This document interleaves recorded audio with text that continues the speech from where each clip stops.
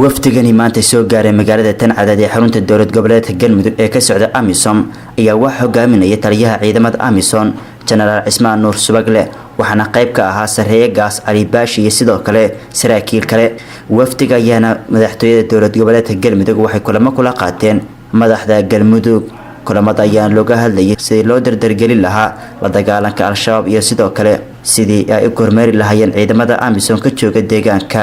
waxaana sidoo kale kulanka looga hadlay in tababaro loo sameeyo ciidamada dowlad goboleedka Galmudug.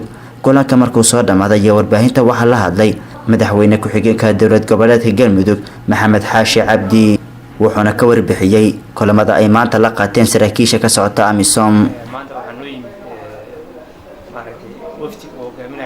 ciidamada AMISOM General Subagle oo kamid yahay abaanduulaha xoogga dalka Soomaaliyeed General Sareegaas Ali Baashi runtii wafdi iyo wufuud kale oo maaragtay la socdo AMISOM ahayd oo ajnabi iyo Soomaali bale runtii wafdiga maanta waxay noogu yimaadeen ama howlahooda qorshaha ay u yimaadeen xarunta ku-meel gaarka ee dowlad goboleedka Galmudug ee Cadaada ee ahayd sidii maaragtay loo dardargelin lahaa la dagaalanka al-shabaab iyo si uu soo kormeeri lahaayeen ciidamadooda ka jooga deegaankan noloshooda iyo qaab dhismeedkooda.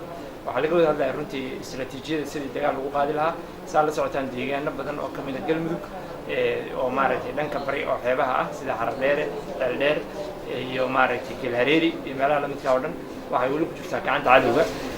Soomaaliyana runtii waxay leedahay hal cadow oo loo baahan yahay in maaragtay ummaddan laga sifeeyo. ciidamada AMISOMna waxay Soomaaliya u joogaan mar walba inay gacan naga siiyaan oo maaragtay ay naga caawiyaan sidii ay u qaban lahaayeen dalkeena u xoreyn lahaayeen ugana saari lahaayeen cadowga nagu soo duulay. runtii arrimahaas u yimaadeen iyo waxaan kaloo ka wada hadalnay sidii maaragtay tababar loo siin lahaa ciidamadeena halkan jooga oo xoogga dalka iyo ciidamada daraawiishta iyo dhammaan ciidamada Soomaalida halkan jooga loona tayeyn lahaa. arrimahaas oo dhan runtii waa isku afkaranay. waxaan rajaynaynaa inaan mar dhow qaadi doono operationo ku saabsan la dagaalanka al-shabaab runtii ugu dambeynna bisha February aan rajaynayno inay bilowdaan operationkaas haddii la yiraahdo ay wada gelayaan ciidamada Galmudug kuwa SNA iyo maaragtay ciidamada AMISOM intaba. runtii waa arrin aad loogu farxo ummadda Soomaaliyeed iyo maaragtay dhammaan ummadaha ku nool dalka deegaanka ku nool ee reer Galmudug aan u hambalyeynaa haddii la yiraahdo.